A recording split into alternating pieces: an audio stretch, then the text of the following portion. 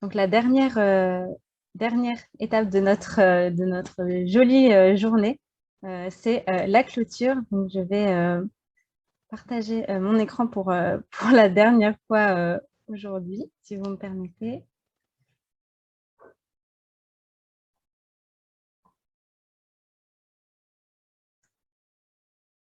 Donc, nous accueillons, merci beaucoup de nous avoir rejoints tout à l'heure dans l'atelier, Monsieur Martin David Brochen, donc adjoint à la maire de Lille et président de la Maison de l'Emploi de Lille, l'homme ELS.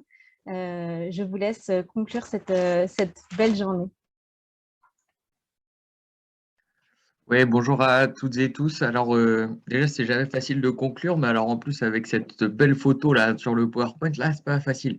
Je ne sais pas si je vous remercie. Non, merci à vous pour cette opportunité qui m'est faite de conclure cette première étape du Tour de France de la close. Je vais passer le bonjour évidemment à Lucie qui anime la journée, qui a beaucoup travaillé, et puis Laurent, évidemment, pour le côté local de l'étape, même si on est en visio. Je ne vais pas évidemment revenir sur tout ce que vous avez pu voir aujourd'hui, mais juste vous donner en tant qu'élu local et adjoint au maire et président de l'association régionale des élus à l'emploi et la formation, mon sentiment, en tout cas, et le sentiment collectif qu'elle note sur la clause à l'instant de son histoire aujourd'hui au milieu de l'année 2021. D'abord, je parle depuis un territoire, Lille, qui est convaincu de l'utilité et de l'efficacité de la clause depuis très longtemps, qui a été précurseur sur ces sujets. Je ne vais pas refaire toute l'histoire, mais c'est toute cette histoire qui fait qu'aujourd'hui, à Lille, on est depuis plus de 15 ans à plus de 150 000 heures d'insertion par an via la clause, ce qui montre la force de notre engagement. Donc, ce que je voulais dire, c'est que d'abord, la clause, ça fonctionne. Alors, ça paraît un peu facile à dire, notamment devant un parterre ou en tout cas une visio de professionnels souvent convaincus de la cause et de la clause. Mais je pense qu'à l'heure où des fois des nouveaux dispositifs apparaissent et ont tendance un peu à remplacer les anciens, il tient toujours à marteler et rappeler ce qui fonctionne. D'abord, ça fonctionne parce que ça crée des opportunités d'emploi et de formation extrêmement importantes et décisives dans les parcours de public qu'on accompagne. Ça, c'est quand même le premier élément. Le deuxième, et je vais y revenir plus longtemps, c'est à la fois ce pourquoi ça fonctionne et un point d'attention, je vais y revenir. C'est la notion, c'est que la clause ne résout pas l'ensemble des problématiques, évidemment, que c'est souvent des étapes de parcours, mais que la notion de parcours est extrêmement importante et que c'est dans ce cadre-là qu'elle est extrêmement mobilisatrice est clé, mais qu'il ne faut pas la perdre de vue, cette notion de parcours, mais je vais y revenir tout à l'heure. Ensuite, ça marche parce que depuis le temps, cet objet un peu très politique au départ, parfois très technique, vous en savez plus que moi là-dessus, est maîtrisé aujourd'hui globalement par l'ensemble des acteurs sur de nombreux territoires. La preuve, les modes de recrutement sont diversifiés. C'est pas que des entreprises classiques, c'est pas que des structures de l'insertion par l'activité économique. On a bien un mixte qui se fait dans les modes de recrutement. On a des donneurs d'ordre qui sont extrêmement différents, même si les communes, évidemment, en ont une part très forte, mais c'est logique de par la nature des activités.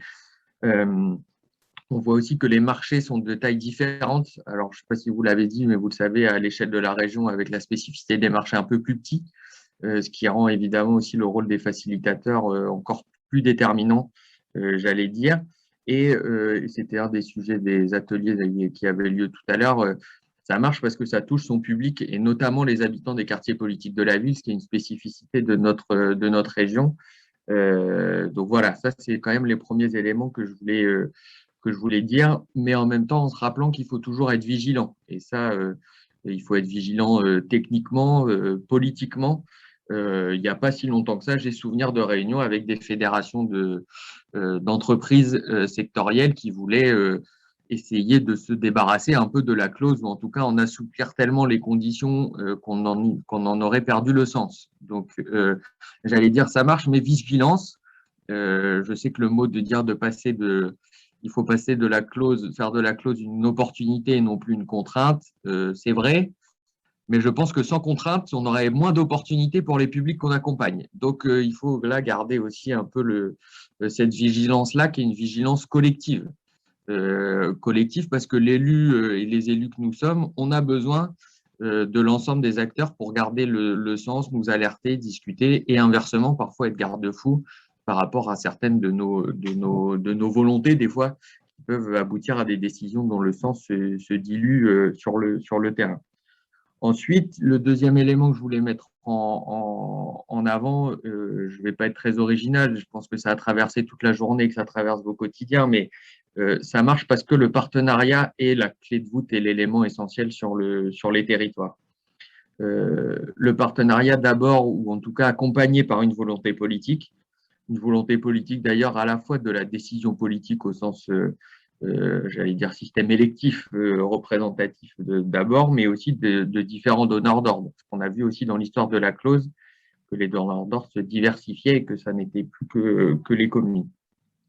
Ensuite, c'est parce que si la clause ça fonctionne, c'est parce que des acteurs sur le terrain sont mobilisés. Vous le savez, le grand sujet, mettre des clauses dans des marchés, c'est un sujet. Avoir des acteurs de terrain capables de répondre à l'activité créée par ces clauses, c'est un autre, ou en tout cas réservé dans ces clauses, c'est un sujet. Et donc là, il y a toute une dynamique partenariale à mettre en œuvre. Et ça, c'est évidemment ce qui fait que ça fonctionne aussi. Et là aussi, je le dirais aussi, ça marche par le partenariat, mais attention. Attention parce que c'est très fragile, que ça peut vite se défaire. Et attention, notamment, ce qui peut mettre en difficulté le partenariat sur le territoire, c'est les concurrences d'objectifs, ou en tout cas que les uns ont par rapport aux autres, par rapport au public, par rapport aux entreprises, par rapport aux donneurs d'ordre, et ce qui fait que des fois, ça peut amener à vouloir mettre les gens un peu dans des cases. Et donc, à la fin, des fois, on a un peu l'impression que chacun veut compter les siens et retrouver ses petits dans une opération, et que tout ça, parfois, ça dilue aussi un peu le sens, augmente la charge inutile de reporting, etc. Et qu'au lieu de faire ça, ce temps serait plus utile à construire, à accompagner des parcours plutôt qu'à vouloir bien retrouver le public d'origine. Genre, je le dis en toute amitié pour les gens qui sont présents, mais moi, je vais compter les Lillois et les Lomois. Les présidents de quartier à Lille vont me demander que leurs habitants de quartier bénéficient de la clause. Il faudra que je leur prouve. Et puis, le département va vouloir compter ses allocataires du RSA, etc., etc. Bref, chacun va mettre ses cases. Et à la fin, bon, donc tout ça peut aussi nuire à la fois évidemment au parcours des gens, ça c'est une évidence, mais aussi au partenariat. Donc vigilance, vigilance là-dessus. Et enfin, terminer rapidement sur quelques enjeux que moi j'identifie et qu'on identifie ensemble et collectivement. D'abord, c'est toujours et encore de consolider, mais aussi de diversifier les supports à activité et à clause. Et ça reste un enjeu. On voit que ça fait des années qu'on reste quand même essentiellement sur des clauses liées à des marchés de travaux ou d'entretien et à l'intérieur et de services, mais à l'intérieur des services, la part des prestations d'entretien et de nettoyage reste extrêmement important. Donc, on voit bien qu'on a des enjeux de diversité et de diversification à apporter, également au parallèle d'évolution des publics qui sont en insertion et qui sont en demande d'emploi de longue durée, qui aussi évoluent du fait des crises successives. Mais je crois que vous en avez parlé aujourd'hui. Je pense notamment à l'exemple sur le développement d'activités autour des déménagements, par exemple, dans des opérations de relogement. Bref, toutes ces choses qui doivent se construire localement, mais toujours avoir cette attention de pouvoir diversifier encore les offres et en partant également des compétences et des demandes des demandeurs d'emploi, parce que c'est ça le sujet. Ensuite, on a un enjeu, c'est d'accompagner des échelles différentes de marché.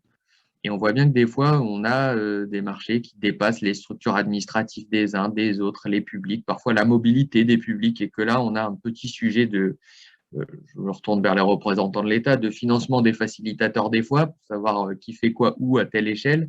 Mais on a ce sujet-là d'accompagner la montée en puissance des clauses, consolider, développer les postes de facilitateurs et en harmoniser l'échelle, et également avoir des chefs de file bien identifiés pour ces grands projets, puisque ça sera la clé de réussite de la clause sur l'ensemble de ces projets.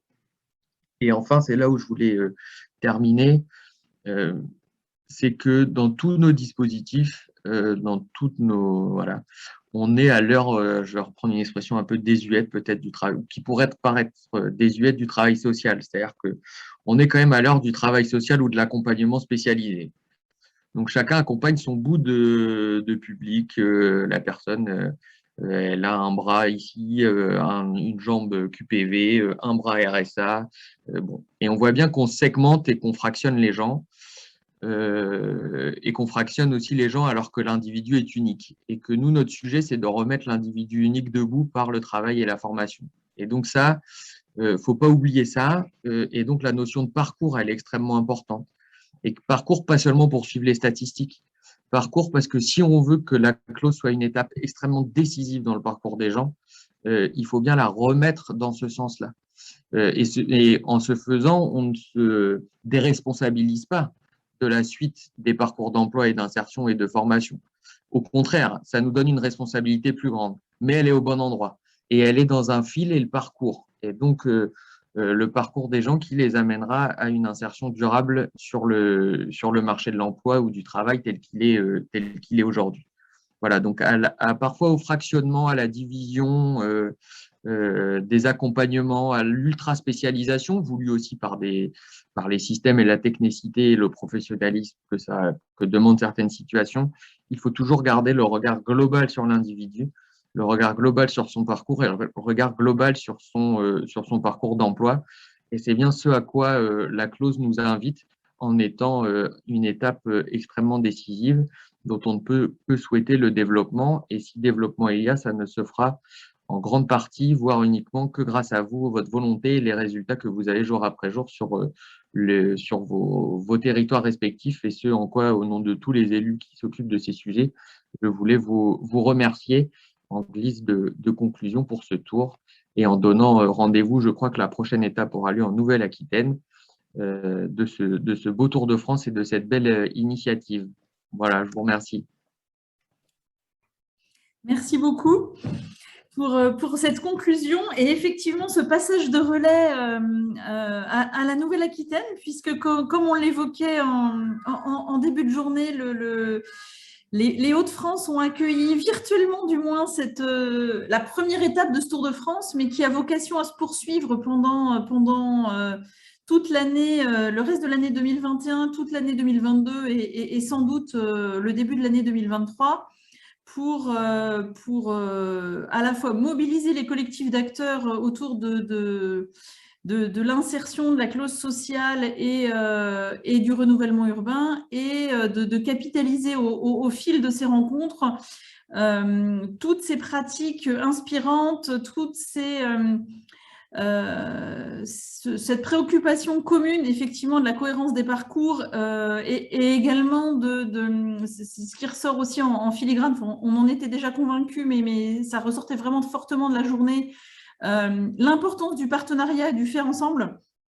Toutes les expériences qui ont été présentées dans les ateliers cet après-midi ont bien montré toute la pertinence des dynamiques collaboratives sur les territoires.